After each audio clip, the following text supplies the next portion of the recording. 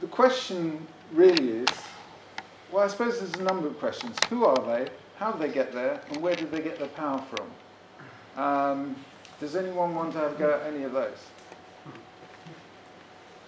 So many. There's a brave man. Well, it's mostly hereditary, that helps, but there's always a certain amount of altruism, as we heard last night. You know, a working class boy can become a rich evil banker, but they're probably not going to become a rich evil landowner. Rich evil bankers are unlikely to be the ruling elite. Well, they might be owning them. No, the ruling elite tend to own banks and have owned banks for centuries. I count those as bankers. But you will get the super rich, the George Soroses, the Gateses of this world, that tend to form that particular clique. You are? Well, since we are all humans, and this earth is not just for humans, it's for everyone and everything on this planet, but we humans kind of differentiate just a little bit by our mind, let's say, consciousness.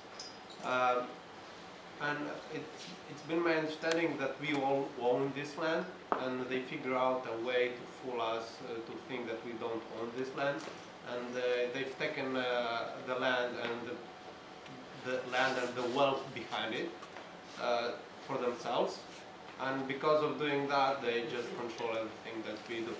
And I'll attach to that Magna Carta. It's a really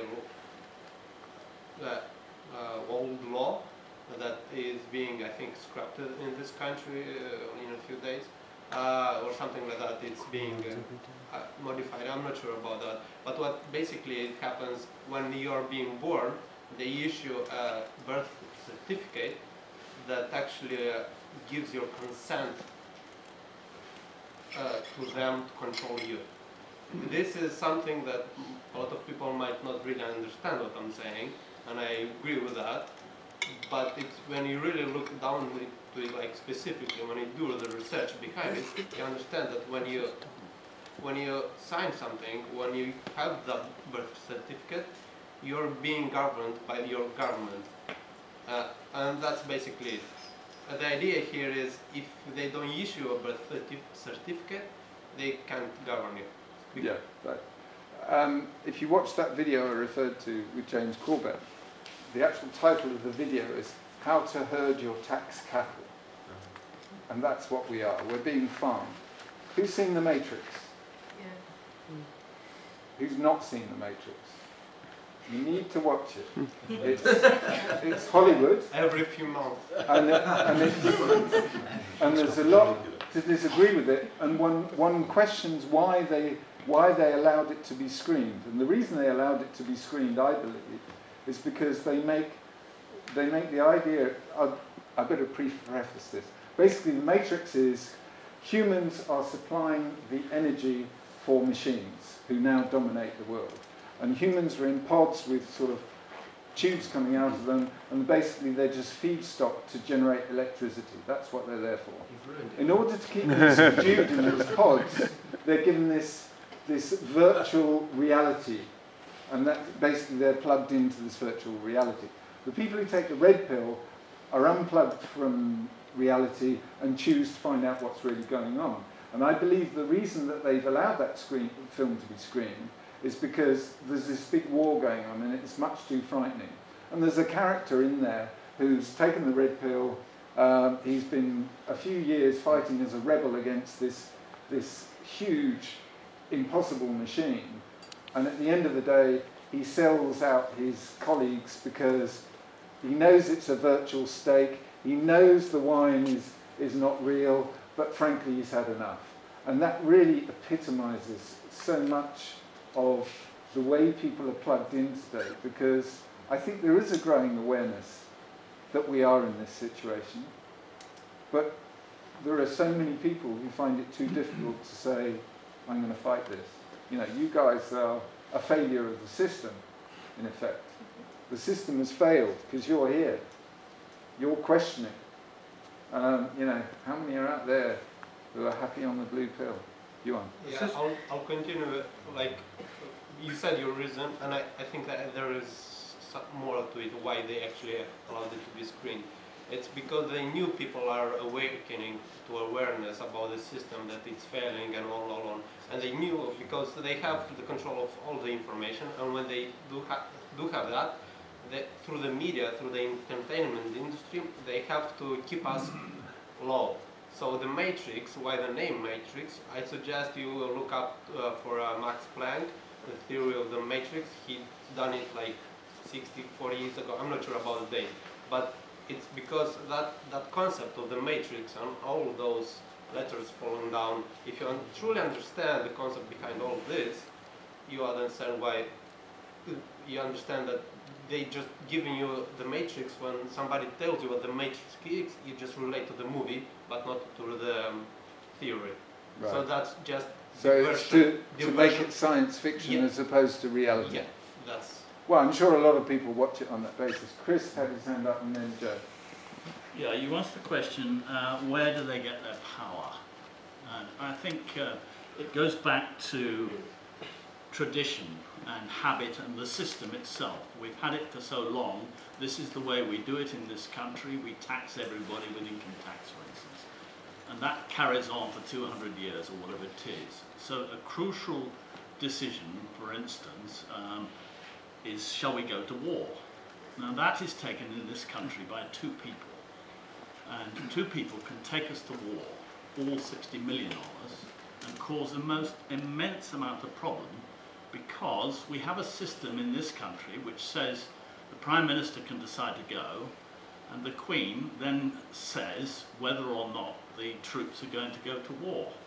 And she just automatically agrees to the decision, and she has done so 17 times illegally since 1953.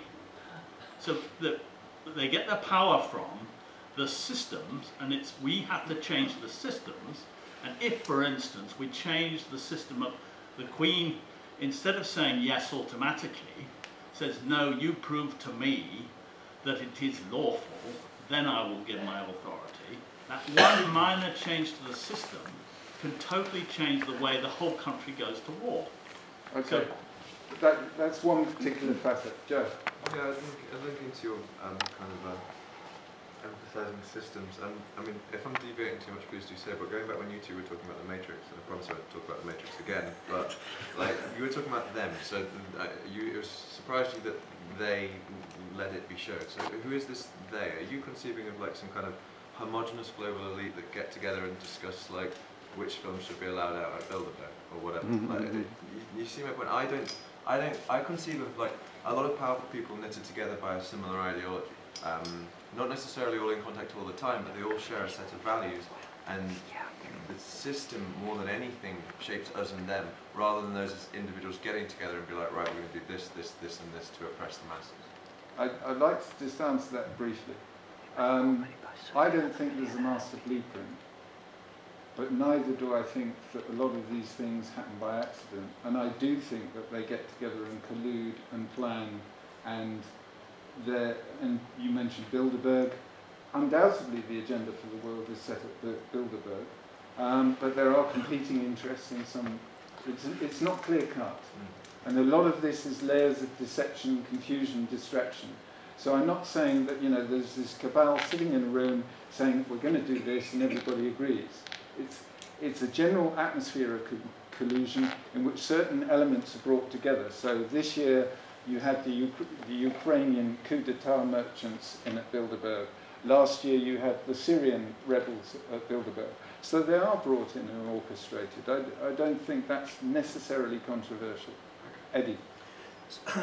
Someone I was going to mention earlier, it's a fascinating 5 pieces on YouTube from John Taylor Gatto, the teacher, public teacher from America. But he has a theory that the whole thing did start with Malthus and then Darwin, and there's a lot in that, and then it moves up to sort of secret elites. Cecil Rhodes was mentioned, very, very much so. And then he talks about this chap Quigley, and I forgot his first name, but Carol Quigley. And that book exposed a lot of things that weren't meant to be exposed, because he thought they were very good things, and the book came out and then it was immediately... Quigley. immediately destroyed. The plates were destroyed, but the book does exist. Dan? Well, I was going to say, you asked where do these people get their power from, and I say there's two elements to it. One is they just take it. There's a saying, real power cannot be given, it must be taken. The people that tend to get to the top are aggressive, they are assertive, and they just take what they want. So partly it's that they're domineering, but also the fact that we've been taught to voluntarily acquiesce. We've been conditioned to behave, we've been domesticated and conditioned to behave like sheep and cattle. And so the guys at the top are the predators, and they just take what they want. They say, we're going to attack Russia, and we're going to attack Ukraine, and off they go. And we have been conditioned to think, there's nothing I can do about it. So voluntary acquiescence, so it's those two elements. So they're assertive, and they've been taught to be assertive, whereas we've been taught to be unassertive and so be